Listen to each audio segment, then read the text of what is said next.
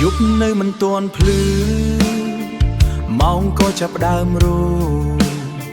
ភ្នែកនៅមើលមមាយប្រឹងក្រោកពីព្រលឹម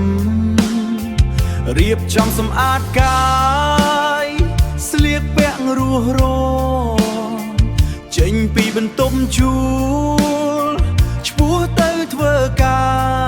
រកម្មកររោងចក្រធ្វើការមិនហ៊ានសម្រាប្រលឹមបាត់យប់ចូលតែមិនមានសេះសល់អ្វីបានត្រឹមមករួ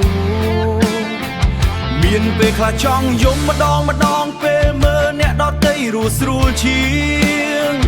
តែប្រាប់ខ្លួនឯងកុំអស់សង្ឃឹមមនុស្សតស៊ូមិនដែលចាញ់វាសនាជីវិតកម្មងរងចាំខ្ញុំមិនចោះចាញ់ទេទូលំបាកប៉ុណ្ណា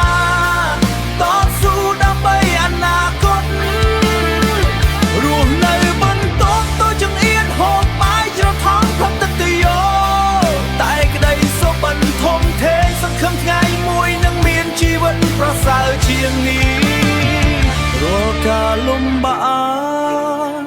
នឹងប្រែជាមេរៀនបងរៀនឲ្យចេះរឹងមាំជាងមុនមិនថាមេឃក្តៅឬក៏មានព្យុះភ្លៀងក៏មិនអាចមករារាំងបាន